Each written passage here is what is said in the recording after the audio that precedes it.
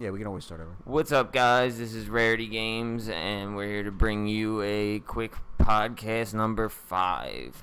And I'm here, as always, with Chris, and I'm Eric. And we just wanted to talk about, the usual bunch of stuff in games. Couple thoughts we had recently. Been thinking a lot about the game streaming and what could become of the gaming industry as a cause and effect of that. Chris, you got anything you wanted to bring us this week? Yeah, reading more into some of the data cap stuff about the streaming, and Eric had brought up in a conversation off the show that over the life of it, with like the way some of the music streaming services is, he's a little concerned that maybe some of the game streaming services could kind of work that mindset where they don't necessarily support the developers like they should, as much as they support like some of the artists, or don't support the artists depending on the service. Because you were saying, what were some of the breakdowns, like 6 cents an artist? Off the top of my head, I don't know for sure. I don't want to misspeak on that. It was, I know it was, I've heard some ridiculous numbers for even some of the top like performing artists on Spotify. They were only receiving so much in like ad revenue or whatever, or plays or whatever it may be. Some people with contracts are getting way more. Some people, like, it varies per artist, but it also, like, if the music industry can take advantage, they sure as hell are. And I was kind of thinking, like, what if when games become streaming and aren't really bringing in income that much at that point with all these subscription services, like, would the money that trickles down to the developers really start to screw some of these companies? Like, because like it would almost turn into like a record label thing where it's like, the money goes from these streaming services to the record labels, then to the people that manage those artists, then to the artists. Everybody, and it's like the person actually doing the art and actually performing is not getting the bulk of the money, and it's a crazy thought. So there's kind of, from my perception, two different kind of styles, or two business models how it operates. With something like a Spotify or a Pandora or one of those like streaming services, they rely exclusively on online kickbacks, advertisements, stuff like that. And with that, they need to kind of reduce the amount of payout to support that kind of reduced business model of online income. With that, though, the gaming with like some of the streaming services you're going to see like on PlayStation or Xbox with the X-Cloud, they actually have like a dual form business model where they have the streaming built in with the membership fee, where they get like a certain split off that, but also it acts like an engaged demo or like a time slice where like you have your certain amount of people that are going to be interested in your game off marketing, off just the hype and hearing about it and stuff like that, your traditional sales.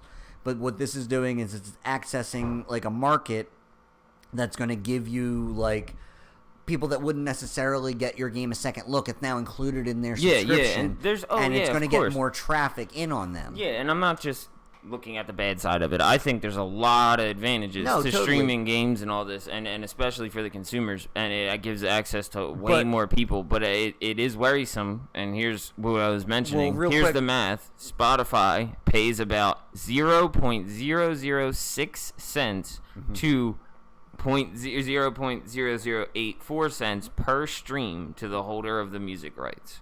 And the holder can be splitting that among the record label, producers, artists, and songwriters.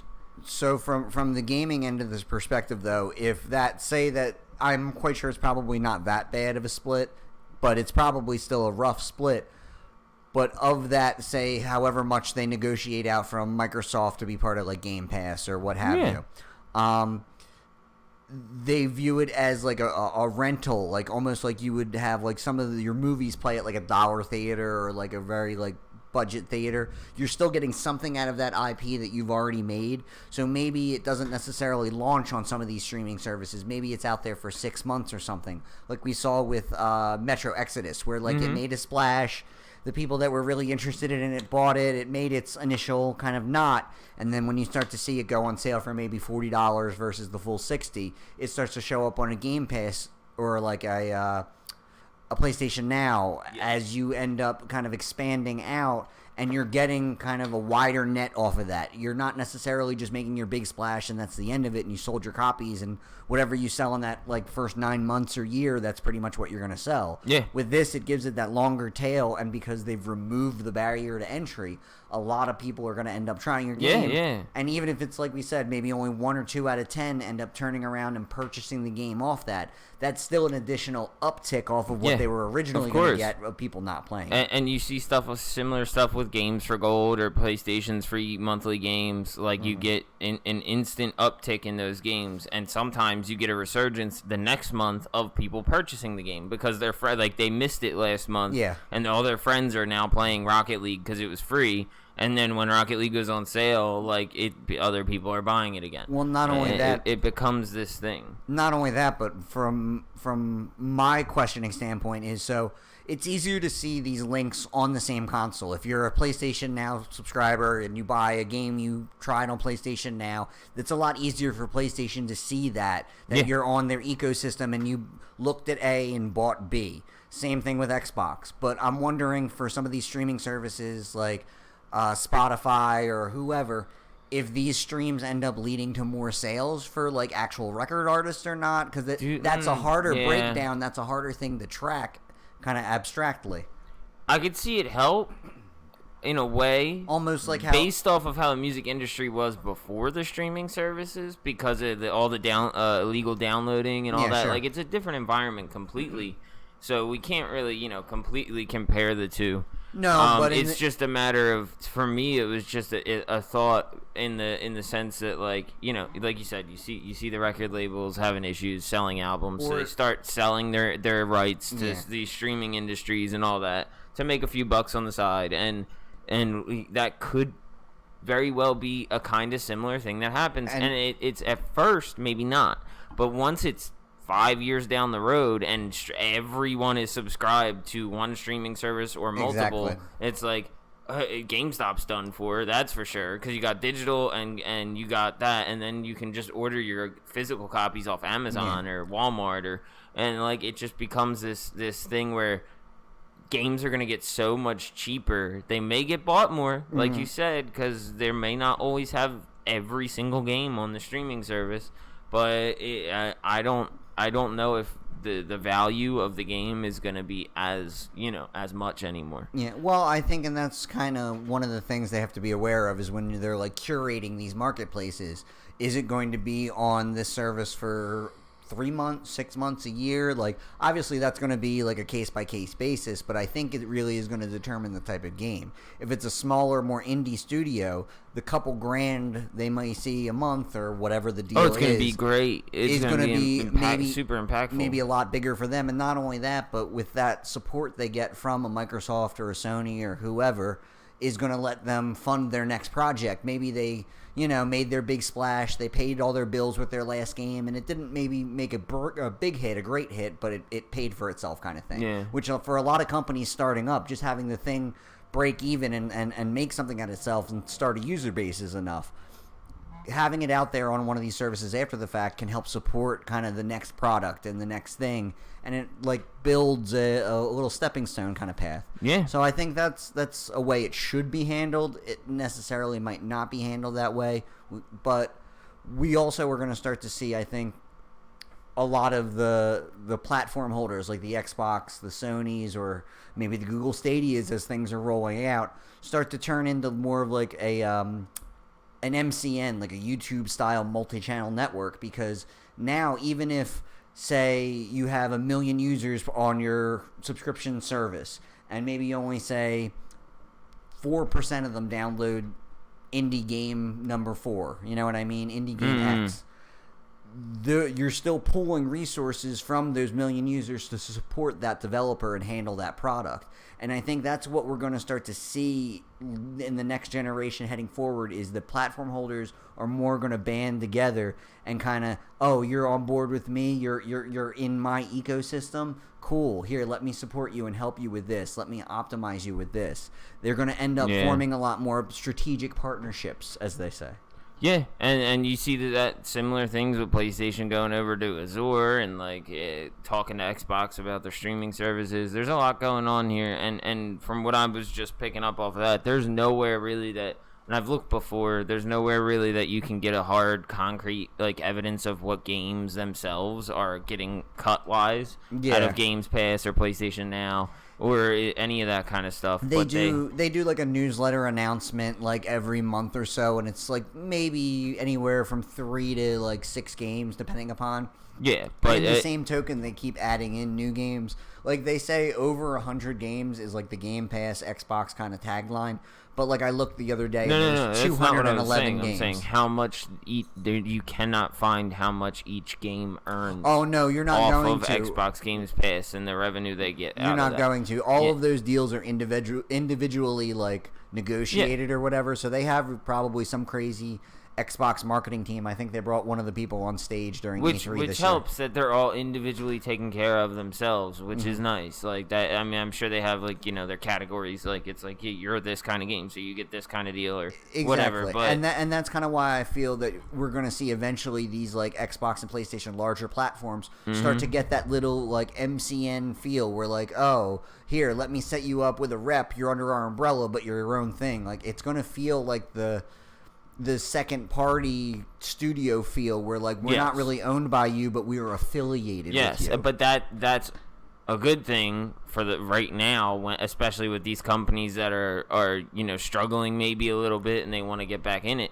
But like it's like for an indie developer, like you were saying, say that the 10 to 15 people that were gonna buy the game don't now because it's on Games Pass, and they get to play it for a month or two and then they don't touch it again because they beat it and it's done. And like there's that. It goes both ways, like I said. So you may get an extra 15 people to play it though. Yeah. Like so, and I'm small numbers, but I'm just saying it's interesting. But then I just read a second ago there when I was just looking through, I see that apparently gaming has had its best quarter in however long because of streaming and because of this. So like that it's an interesting thought, but it's just like what can happen in the long term for these as smaller developers and medium developers. And the bigger ones, I'm not worried about the bigger developers. It doesn't matter. Like that, companies like Activision and EA got their backs. They're going to be fine one way or the other. Yeah. And they're getting bigger deals from Games Pass and from PlayStation Now. If you're putting Call of Duty on one of those on one of those streaming services, they're giving them bank. Well, and if you look at like Microsoft, going back to them, and Xbox, they have before they even started the whole Games Pass thing, they have their ID at Xbox. They're like indie team that seeks out like new developers and works purposely with small stuff. So Microsoft is like the co-publisher, or like Microsoft will help get them out. If you look online, they've published over like 1,000-something games to the Xbox store. Like, I love that. I was looking at that a couple times. And in that nature, I feel that like ID at Xbox team, that indie at Xbox team is also like, oh hey, you're an indie game and you're great and you're fun and you need help. Here, let's get us over on Game Pass. Let's make this little add-on. Oh, you want to be games with gold too? Maybe give it away free for a couple weeks. Like they seem like they're very willing to let you take your business anywhere they think it'll be profitable, or anywhere they think it'll thrive. Xbox especially, yes. Yeah, because they've been very, very frugal in a way with that. And like, I think they have to be, because they don't have the huge install base that PlayStation 4 has this generation. But the things that they have put out there may not have been huge smashes, first party and third party alike. But there's definitely loyal followings for a lot of these indie games and indie projects out there. Yeah, it's very true.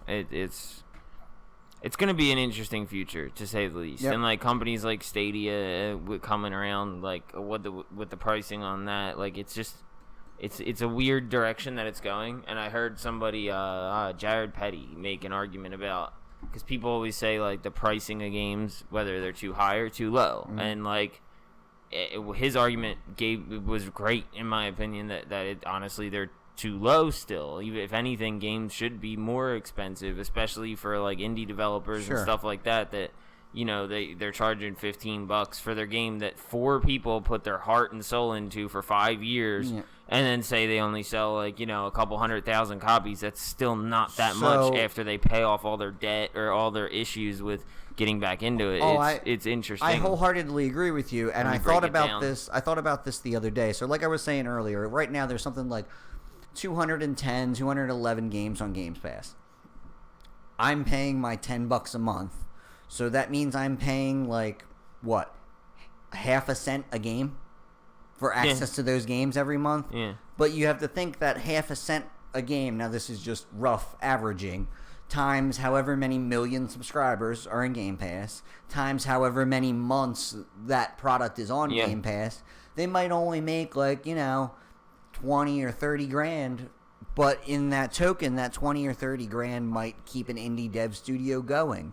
Or like we said, introduce more people to their product. I think it's just going to be another avenue for people to get into this games. It's not just going to be the reviews, it's not just going to be YouTube videos.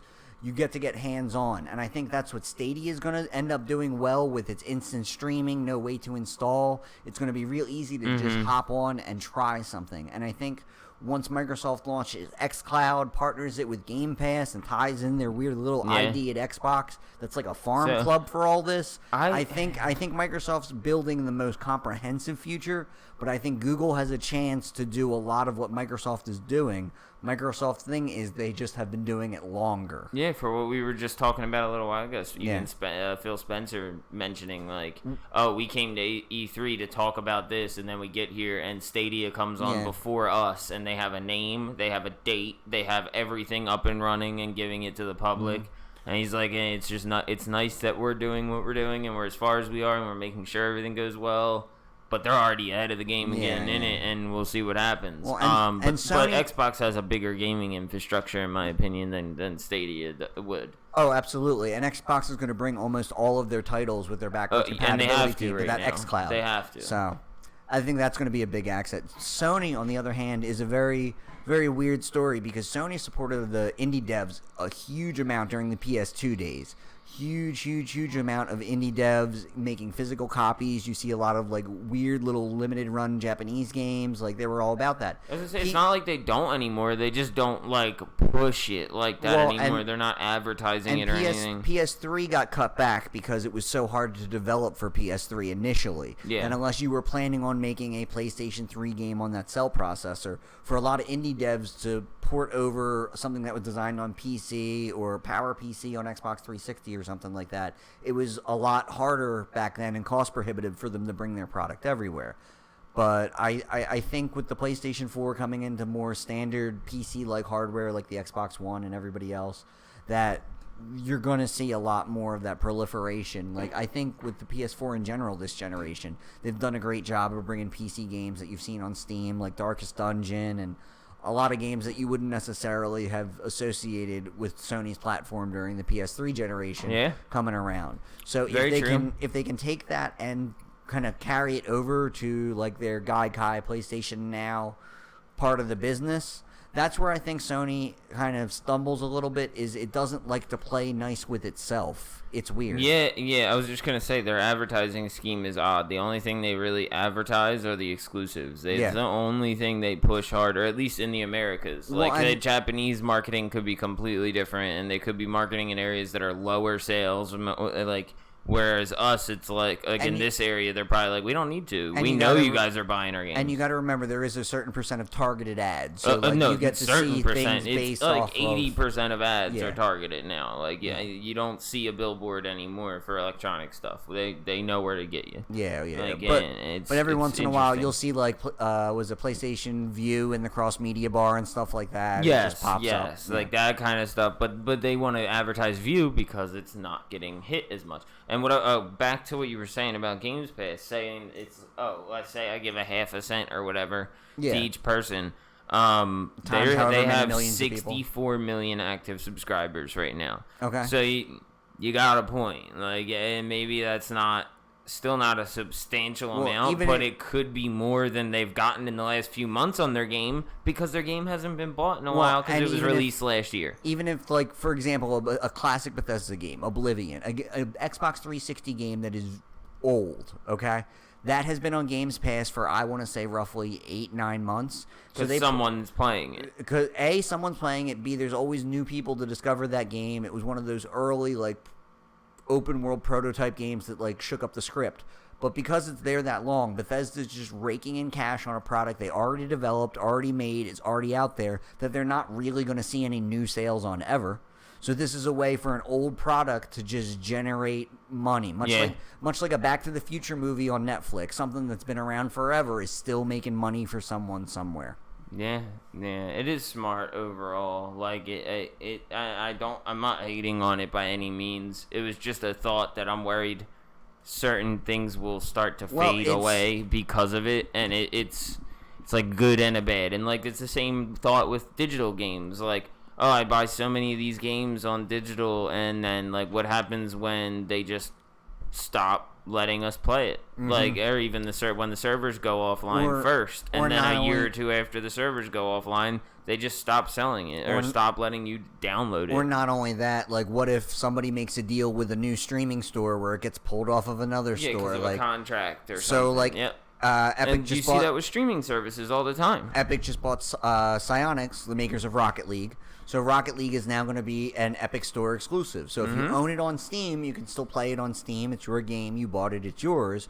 If you do not, however, they're going to be removing the option to buy Rocket League on Steam because it is an Epic Store exclusive. So this is now. This is the question. Are you for a game like that? Are you going to be able to play with people on the Epic Store that are on Steam? That's what I'm not sure of. So that's weird. They originally had a system very similar to like your Epic name where it was separate from your login of like say Steam or Xbox or whatever.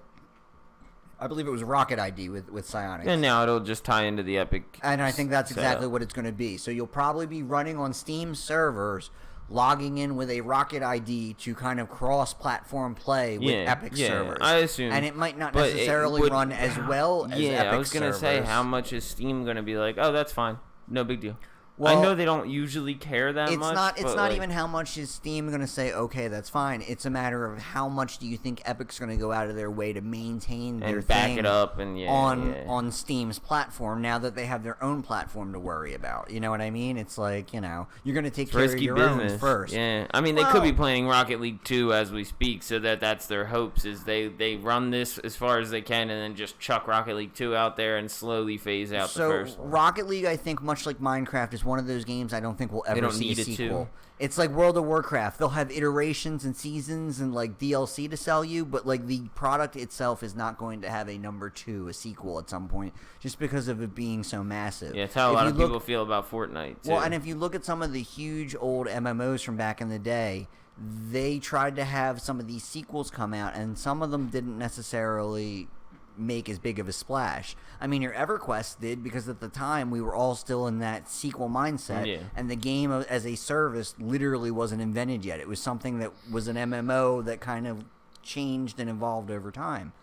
But you look at something like, I remember they had City of Heroes. Their sequel / DLC reboot was City of Villains. And that's what I think that maybe we'll see out of some of these other things like Rocket League. With the live events and this event lasts this long, and the basketball we're updating mode it. And because you're getting that with a ton of games now, and that's where it keeps it alive and keeps it going. But that also again is like, it's a killer of sequels, and then it's a killer of more earnings, and because you may have say you keep a game going for 10 years, but over those 10 years you're gonna get fall offs a lot. Well, and your fall off's gonna be steady, and then you're gonna have a big release and big update. You're gonna get a peak again, and then your fall off's gonna be steady again. So they have to keep the releases coming.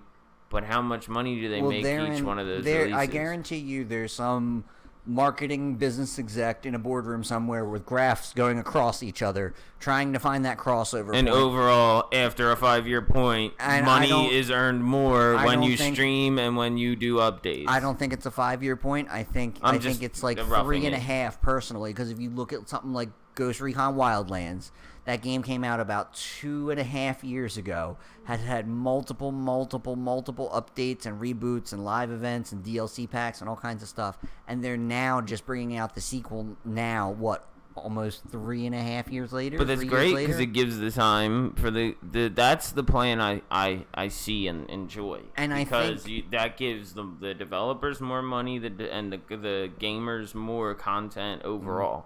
because you get like a whole refresh of the game. Well, that's exactly until right. you perfect it, like, because and you see games like Siege. We brought this up in our last podcast. Like, Siege seems to be almost perfected. Mm-hmm. Like what they did with it. Where can you go with that as a sequel? It's going to be the same fucking game. If you do a sequel, it's going to be the same goddamn game. You're starting to run into Counter-Strike territory. Yeah, exactly. There's no reason. You're just polishing the stone even more. It's not going to change its shape. It's not going to do anything. You're just making it smoother. It's a perfect product. If you fucking do a sequel, people are going to be more mad than they're going to be happy. Because they're more likely going to have something change that is not original in the game. You saw similar things with Grand Theft Auto Online. Yeah. Like, they didn't rush to do GTA 6 because they know. Like, GTA Online is a rebirth of the genre, not only of the that, style. Just look at the difference from Red Dead Redemption to Red Dead 2. Like, they were both prolific games, but the vast number of differences from 1 to 2. A lot of people liked some of the story stuff and, like, the survival, got to maintain yourself, maintain your horse mechanic stuff. You got chores to do. A lot of people didn't like it. So, like, that's the thing about a sequel is a risk. It also a greater reward, but in the same token, a game as a service, like, that cow will keep delivering milk for a while to come. Yeah, it will. I would be very interested to see the real number breakdowns of all this like see what the differences are between a game coming out, I say 1 every 2 years at $60 each, maybe with some DLC, versus like either a game that's been out for 5 years and keeps doing updates versus a game that's on a streaming service and, does free updates. I think somebody needs to email Jason Schreier and get his detective self on that. I'm sure he's been looking. I'm sure, like, everybody, I'm sure, has been waiting to see the real numbers and the real breakdown of it because it's been a conversation for a while. If you really think about it, this is the first generation that's ever had to ask that questions in terms of, like, a platform and game system. Mm-hmm. We're launching into the next generation with all these existing things kind of ready to go, and it's going to be really interesting to see how this affects sales when you get to bring your whole existing catalog with you. Everything. You don't often get to do that when generations change. Like when all these people are going to buy a new console just to have a new shinier Fortnite and a new shinier Apex and a new shinier Destiny, and it's like, it's a crispier version of this game, and you're gonna wait on the games to do their big patch updates with their big resolution updates and their big, frame rate. It's already updates. happening. They're already getting us ready for it. They launched with the PC games, PS4 Pro, Xbox One X. I know, but I'm saying that the PC games are even farther beyond those points, and they're waiting for the drop of the next gen console, and they just poured it over and again. With PC, it's not even waiting for the next console. It's the new graphics card. Drop it right in. Take out your old one. Upgrade. Your No, I know. I'm just saying the games that the developers already have the games going up at a higher point than the Pro can handle or the One X can handle. And then as soon as the new one comes out, port it over. And games like Spider-Man are a prime example. Like, that game is way better than what the 4K PS4 Pro can handle. As soon as they smacked that on the PS5, that thing was running like butter. Like, it's so interesting to see that. Well, not only that, but once you remove some of the loading bottlenecks with, like, SSDs and a faster chipset on board, like, there's ways you can optimize the hardware that they haven't necessarily thought out in years past, because before it was all megahertz, faster. Yeah. There's other ways to optimize things, and I think that's what we're running into now. When you start to hit with the SSDs and a certain like megahertz performance, it's about optimization. Yeah, so it's gonna be great. The next generation, I can't wait to see that kind of stuff. Yeah, it's gonna be some good stuff. Mentioning these kind of deals or whatever, like, not really deals. Say add-ons. Wolfenstein Youngblood did something very interesting that I noticed. And this goes along with the same thing with sales and all that. It's like, this is a smart way to, again, take a little thing and make it an advantage for you to get someone else to buy your game. So if you buy the regular version of Wolfenstein Youngblood, it's just a single play, your game. But if you buy the other version, the more deluxe version, I believe, you get a buddy pass to give to your friend, and he or she can play the game with you in full, but they earn their stuff, but they can't, it's like a remote client. Really their account. He has to sign on when play with you, kind of thing. He can only play. Lets you access the app, but you can't run the game by yourself. You're your buddy's assistant. Like, if he invites you to the game, you have the pass, and they can take the pass away from you and give it to a different person to play with. Oh, really? It's reusable. It's reusable pass. Only one awesome. person can have it at a time. But I think this is something like it's almost revolutionary. So you can send them like an invite almost. Yeah, and you saw awesome. A Way Out, as you mentioned to me before the podcast. A Way Out did that as well with a little bit of a buddy pass, but it wasn't as. I guess it was pretty similar. It was similar. It gave you the access to the client. Yeah. But what it was is it sent like an invite with the serial number. And it's like a one-time use. Yeah. So like you and your friend can always play like that A Way Out, but it Yep. wasn't reassignable. I didn't know that the Bethesda one was reassignable. That's really smart. I think it's a great idea. It's something other game developers should look into doing because like that. Yeah, that's awesome. Like you and your buddy are doing that, and say your buddy now goes, dude, I love this game. Like this is awesome. I think I'm going to buy it now because he wants to buy it because he wants to be able to play on his own, level up on his own, carry over all his stuff he just earned and all that and have fun with it. And then you both have buddy passes now, and you both can invite 2 other friends and like switch it up. Like, and that's great. Speaking of the buddy friend aspect of it, going back a little bit, what I've noticed kind of amongst my circle of friends, a couple of us have signed up for Game Pass, and now we're not just necessarily like playing the same fistful of games together. We're sitting down and like looking through our list for Game Pass and go, oh, you have access to this, I have access to this too. This co-op let's game, hop let's in do and go. it. Yeah. Oh, I found this awesome like that's something I will, weird Contra like shooter. That. Let's go play this like old 8-bit shooter. That's something. In our subscription. Yeah, me and my buddies do that with smaller games. We talked about on the last podcast. Me and Joey both share the console, so he just got. Drew got Star Wars Battlefront 2 because it was like $6, and then Joey picked it up because it was $6, and then I downloaded it off of Joey's account, and now we're all playing that once in a while. And it's like, so if it was on Games Pass, it would be even better for us. And I think we used to see this to a smaller, like more focused extent with like PS Plus and Games with Gold, where like they give you your 1 or 2 like good freebie games a month, and all of your friends kind of like try that out, whether it grabs them or not. But with PS Now and Games Pass, you're seeing that on a much larger extent, because my buddy that would never really try a first-person shooter game is more inclined to hop in with us because now he's got a team to play with instantly that aren't randoms that he doesn't know whether, it's about he having wants to fun put with the his TV, friends. the TV volume on, who he's going to talk to, he's got his kid in the room, that kind of thing. Yep. So it's pretty cool. It is. It's getting to a point where they're coming up with any idea they can to get people to want to hop in and enjoy their game for as long as they possibly can. The barriers are getting thinner and thinner to play. It scares me at the same time that it's awesome. Like, I see for the consumer, it's a wonderful world. Sure. Like, don't get me wrong, I'm not complaining. But then when you turn it around and look at what the consequences of all that could be is what concerns me. It's like the barrier entry so thin that there isn't one anymore, and everything's free, and then our games start being filled with ads, and that's because why people they're not making money anymore, so they got to stick ad revenues like mobile games into the system. And that's why I think a lot of these developers, a lot of these platforms are going to shoot for that middle ground where, like, you can still buy a version of the game you own. You don't want to do that, like you said, App Store, mobile race to the bottom where it's all about free games and microtransactions. I think it's already starting, though. We came out this week, though, with the the ESRB statement that Nintendo and Sony and Microsoft and most of the big publishers are going to start disclosing their loot box drop rates, and everything's going to be legit.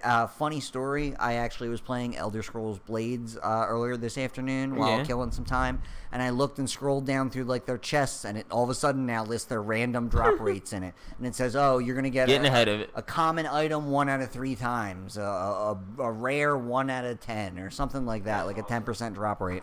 Good for them. Hey. They got right on it, right ahead of it. Bethesda's been pretty good with that lately, because after all the bullshit with Fallout 76, I think we gotta be on point. Even before Fallout 76, they got the idea for the loot boxes, the random lunch boxes from Fallout Shelter, that was the free mobile game that had that mechanic in it. So that does concern me, though, having free games and like having them barely be paid for and stuff, and like, obviously microtransactions are going to be huge in that case, and that's something else to bring up with the Games Pass thing is Like, that's where they get their revenue from. They're making small amounts off of Games Pass, and then they can get more microtransaction purchases in one at a time. And then it comes down to what, like I said, in the future, like, not even if these games get so cheap, they might start bringing in other things where it's like, and Stadia concerns me with that with YouTube. Like, maybe they'll let you play any game for free, right? Any game you want for free if you have a subscription, but then they run ads in the game. Yeah. Like, every time you press pause, they're going to give you an ad. Almost like a Hulu Light kind of thing. Every chapter, like, in between your loading screens, you get another ad. And then if you don't want those ads anymore, you buy the premium version and you pay $20 instead of $10. Like, and what you got to start to think about also from the other end of the concept, coming from another end of the gaming universe that you and I don't really dwell in, they're really starting to get super inexpensive sports games. Like, you're seeing like NBA 2K19 for like $2 because they're just trying to get the physical copy out there, the digital game out there, because they know they're going to make money on that Ultimate Team, on that interaction of, oh, I'm going to open this pack and see if I get this awesome rookie I want to make my Ultimate League, or you know what I mean? Yeah, you see Take-Two Games, the owners of 2K doing that with a couple things. They have the rights to WWE now. They did that. They gave a free game away for that for PS Plus. And then they gave away 2K18, I believe, on like PS Plus. So like they're trying different things. I got an email from EA the other day for Origin Access if I wanted to subscribe to that, because Madden just came out and I can get up to like 10 free hours in Madden if I'm a before subscriber. The game comes out. Yeah. Which I think the game just came out like a week or so ago. Yeah, but you can play like a week early or something, and you get 10 hours of access. So, you think about it, for somebody that maybe only plays like your Call of Duty and your Madden, maybe they don't necessarily want to buy the new Madden this year if they can just subscribe to this thing and just roll with it. Yeah. So, and that's one of those things I think that EA has yet to fully monetize, as horrible as that sentence sounds. Well, they only have like 35 ongoing games right now. It's not like they're a huge platform. No, and half of them are sports games that are just annual franchises. Yeah, also to mention, EA Access is on PlayStation now. Yeah. They ran it up. I downloaded the hub the other day. I wanted to look through it, but they're like, no, you have to subscribe right now, or else you can't look. What you have to do is certain times a year, because it's been on Xbox for about 3 years now. Like around holiday time, they'll do like a week open free trial where everybody can just hop in and have fun for a week or whatever. I remember that when my brother had Xbox One, and they did that in the early days of Xbox One. It was like 2014 They were like, check out EA Access for free and get to play all these games. You get like 4 hours in each game or something like that. Exactly. I forget exactly what it was. But it's some cool, interesting little thing, but we'll see how it develops. But it's going to be a very interesting future. Yeah, it's going to get interesting. I'm excited to see where the streaming world gets us and where the X-Cloud and Stadia world gets us. Should be good. It should be interesting. Yep. I'm overall, I'd say I'm positive about it, and I'd say it's gonna be for the better of the industry overall. I hope the smaller companies make it through. I hope people give them some support, and you see a lot of things like recently. I saw I forget the name of the Super Hot. The Super Hot VR guys. Yeah. The Super Hot guys helped back another indie company into getting into their game. It's interesting to see things like that happening. So there's support out there. And not only that, speaking of Super Hot, that was one of those games that I heard good things about. I would have sought it out myself. It ended up being on a Games with Gold. I tried it. It then went to Games Pass, and I got my buddy Staley to try it. It's a game that not a lot of people would necessarily seek out, the way it's kind of almost pseudo 3D, but a shooter and time aspect of manipulation and stuff. But it's a game that I think everyone should play. Yeah. So and it's a cool company. Obviously, they have their own company called Super Hot Productions or something like that. And they're helping people get that are on Kickstarter. They find something, they enjoy it, and they go with it. And that's another one of those indie success stories. Yeah, and you're gonna see a lot of things like that happening in the future, I think, too, along with all this, extra backup on things like the we're gonna see Games Pass and PlayStation Now and a lot of things It'll be an interesting future, man. 2020 is going to be interesting. 2021 even more. It's going to be we don't know what's coming in the world of gaming. That's why it's such an exciting time. Hover cars, 2021 hover cars. I'm calling it now. No, we're going to have hover PlayStations, man. Get it right. The PS9, the floating orb. Yeah. All right, guys. I think that about covers it for this Rarity podcast. We're going to do a short one here. My boy has to get home. And we just wanted to talk about that subject. It's an important topic, and it's gonna be a reoccurring one. You're gonna hear a lot about it from us and many other people in the industry in the next few years. You got anything else to add, Chris? No, that's pretty much it for me, guys. But as per usual, like and subscribe, and please share, comment below. We love any feedback you got for us. Yeah, all of it. We need all the feedback. Talk to us. Give us love. All right, guys. I think that about covers it. And as always, keep on gaming. Peace out, guys.